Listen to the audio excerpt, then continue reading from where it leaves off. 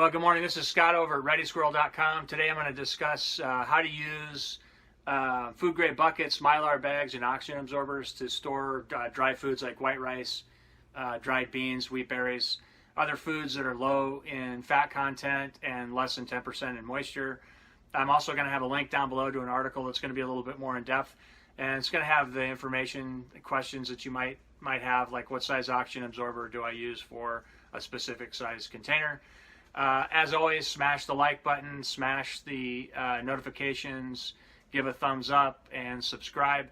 Appreciate it. If you have any questions, let me know down in the comments. The tools that you'll need to process dry foods, store them in a food-grade bucket with Mylar bags. So I'll just get started here. One of the things you're going to need, of course, is a Mylar bag. For a 5-gallon bucket, I like to use these 18 by 28 size. They fit pretty good in the bucket, and you don't have too much excess or sloppiness at the top. And when you do this, you'll understand what I mean, because even these are a little bit of a pain to do.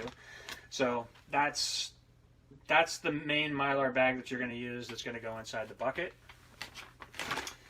You're going to want one other Mylar bag or some other kind of container that you can make oxygen free.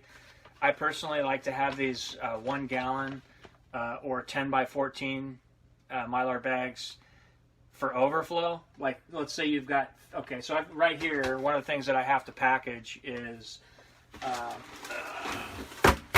got 3 of these 12-pound bags of black beans. I know 33 pounds of beans will fit inside a 5-gallon food-grade pail. And I've got the numbers on some of the more common foods, like how many pounds will fit in a bucket, so that you can do some planning on that.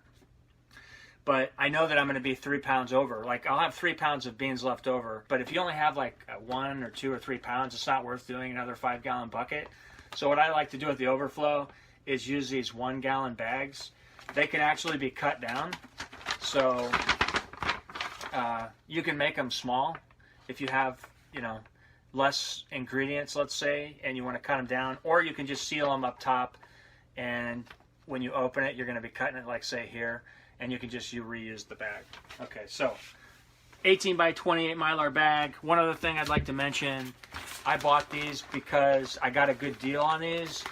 They're 5 mil. I suggest going with no less than 5 mil. If you go lower than that, you may run into an issue with them being opaque. It'll let light into the bag, which actually, there's food will oxidize from light. In that sense, they're a good bag, but what I do not like is I do not like these Ziploc tops. I don't know if you can see that. Let's see. They're like a Ziploc bag. They you can do this and they seal. I think it's a kind of a pain in the rear to try to seal these with a household iron, which is how I do it. You're going to want some kind of a board. I use a 1x3, and you'll see later when I do the directions that this actually, you fold the Mylar bag over this when you seal it.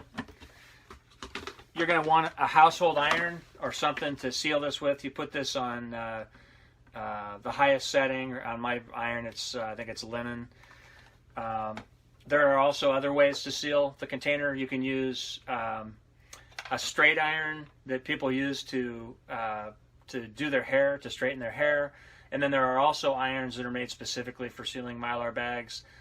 Right before I did this video, I looked them up just to see how much they cost. The one that I found was $150, or I can use the household iron. Maybe not quite as convenient, but totally does the job. Oxygen absorbers.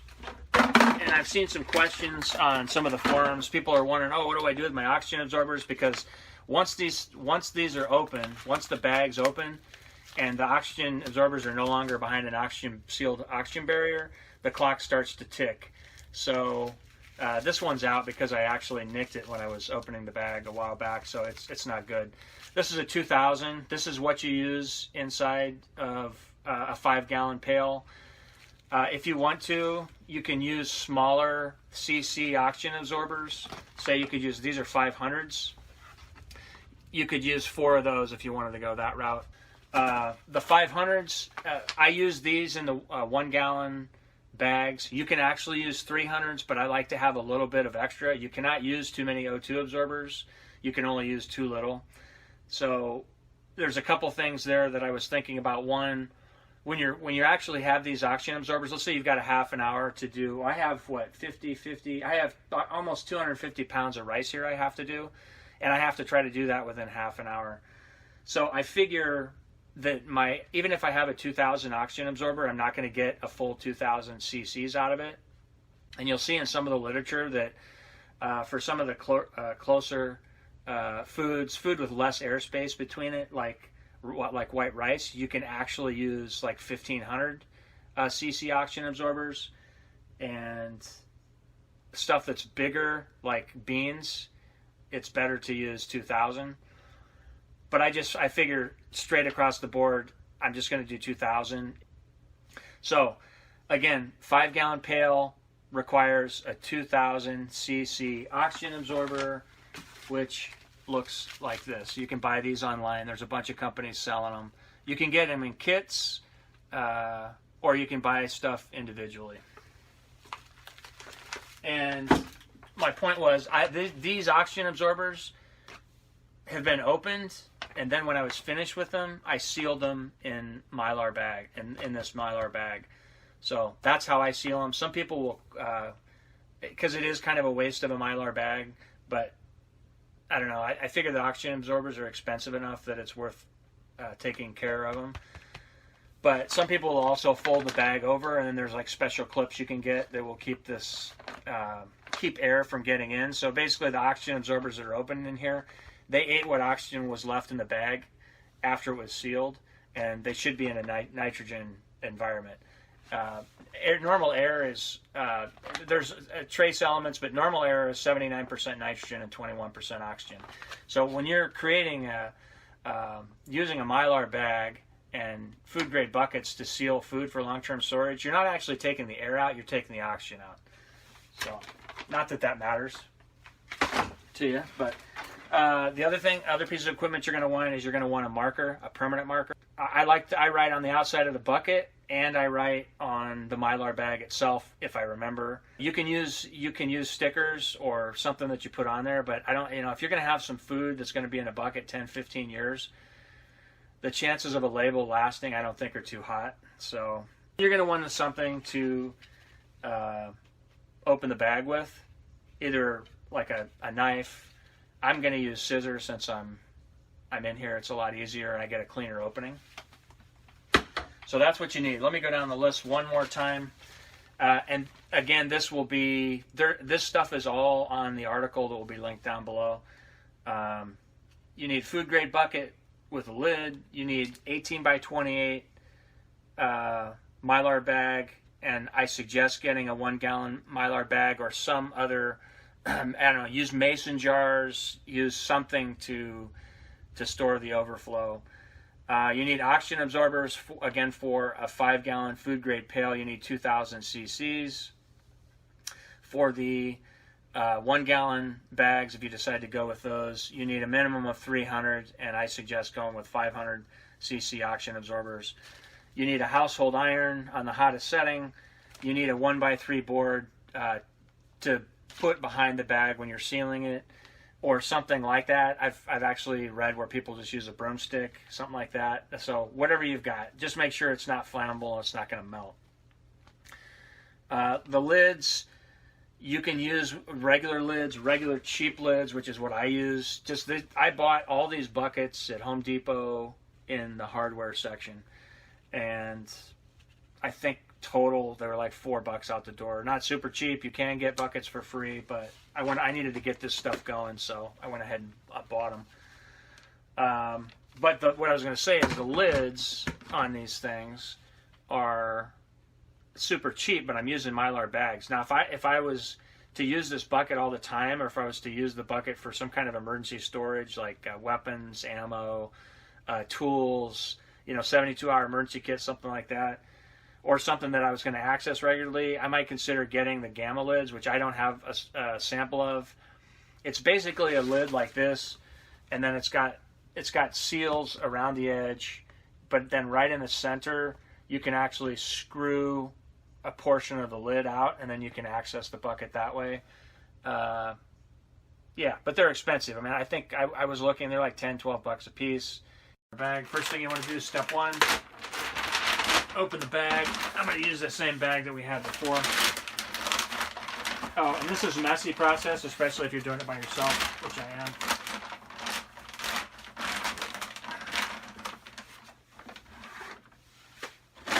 Step 2, dump your dry goods. In this case, long grain white rice. I gotta find my scissors. I had all my goodies out here.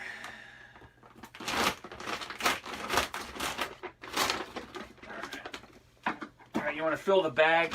I like to leave, when I fill it with stuff, I like to leave it about, I don't know, 1 or maybe 2 inches below the rim.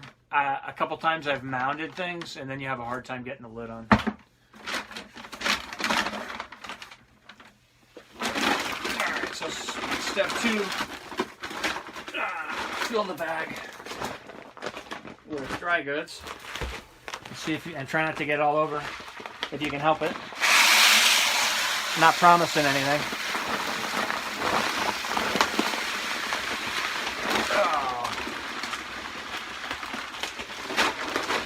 Way over.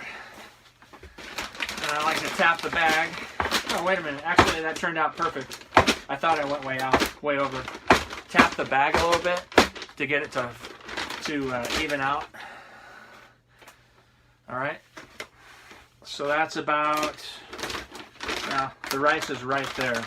All right. The third step you want to do is you want to put your 2000 cc oxygen absorber in there. So I had stored these before, so here you can see they were stored in there. Take one 2000 cc oxygen absorber, drop it in the bag. That's how easy it is.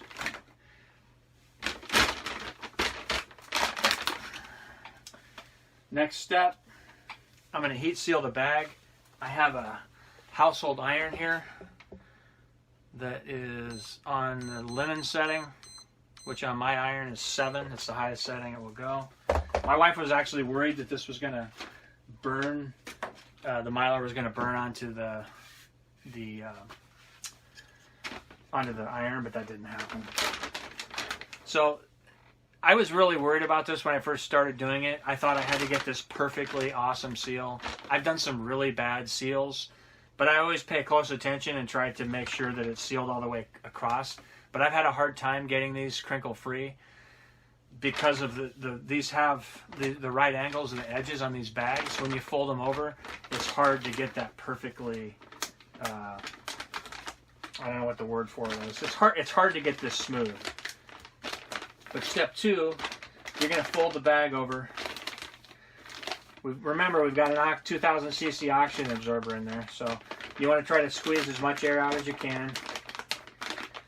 And I think this process right here is where a straight iron might be easier, because you could actually, the head on a straight iron is, I don't know, it's like 4x4, so you're going like this as you go down, and it would be a lot easier to like push the air out of the bag. But I have done 15, 20 of these buckets in the last month, and they've all sealed.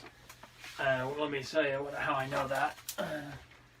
Like, this is a good example of a crinkly job. These are beans, but you can actually see how the bag is started to seal. That doesn't always happen, but I know that this is sealed. So you can get a little bit sloppy and it still works. That's my point. Okay, so heat sealing. Step 4, iron's on the hottest setting it will go. I put the board underneath. I folded the bag over. Now I just kind of go down. Try to keep it as flat and straight as possible. I've seen other methods of doing this where people are like actually curling the Mylar bag around the wood, but I haven't. That hasn't worked with these kind of bags. So you're seeing how crinkly that is, but the bags have been sealing. and then I just kind of eyeball it and see if I missed any spots, and that's hot, so don't do that. All right, so that's good and sealed. Step 5, I'm going to put the date on here. Today is December 1. You don't have to put the day. It's 2020, and this is white rice.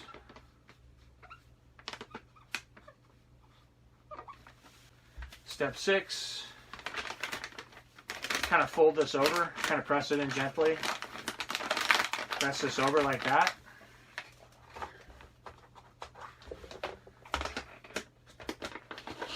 Put your lid on. Tap it on with your hand. Some people prefer to use a rubber mallet for that process. I'm going to put in small lettering on here the date. Ooh, I don't like this marker. It's kind of smushy.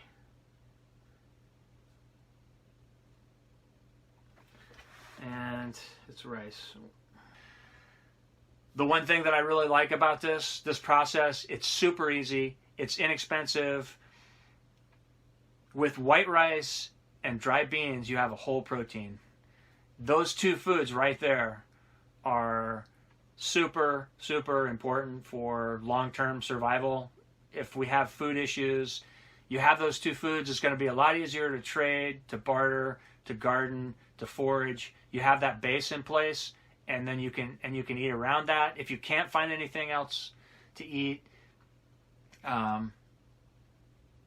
you've got something you can survive on. How long can you survive on beans and rice? I don't know, but I do know the majority of the planet, that's most of their daily diet. But as a survival food, beans and rice are awesome. Wheat berries are also awesome, but they take a lot more, how do I say it? There's a lot more process because the wheat berries have to be ground into flour. Then you have to have the other ingredients to mix, to make things like bread, unleavened and leavened bread, which is awesome. You need it. One downside of just having rice and beans is obviously it's food fatigue. It's fatigue with what you have. Who wants to eat beans and rice 365 days of the year? I think somebody that's starving. That's pretty much it. I mean, that sounds kind of smart ass, but that's what I'm thinking. Okay, so last step, what are we calling that? Step 7 is storage. You're basically cool, dry, dark location that's temperature controlled. You want to try to avoid putting food stuff like this in a garage with fluctuations in temperatures or really hot temperatures, or like an outside shed or something like that. You want to minimize the stacking height to 3 buckets unless you use boards across the top. Some people say that it's not safe, they may fall over, and that can be an issue, especially if they have little ones. But the thing I don't like about going much higher than 3 is you're going to start cracking your buckets, and they're an investment. I don't want to do that. So one other thing is you want to keep your buckets up off of the floor. They're not off the floor in here. That's something that may not be an option. All of these things that we talk about when we're talking about proper food storage are the ideal situation to maximize shelf life. For instance, the ideal temperature for long-term food storage is really not much above freezing. But nobody has a cold storage, so we say below 75 degrees Fahrenheit, and even that can be somewhat unrealistic. But that's what we're shooting for. So my point is just do the best that you can with what you have. But heat does kill food. Like I lived in Arizona for a while. The heat in my garage, it would get up to 130 degrees in there. I had just for instance, I had a bag of scuba gear that I put in there, and it literally, the regulators, the neoprene rubber and wetsuits, the rubber and the fins, it literally just disintegrated from heat. Well, that heat does the same thing to food. So that's all I've got today, guys. If you have any questions, let me know. There'll be a link to the Ready Squirrel article down below.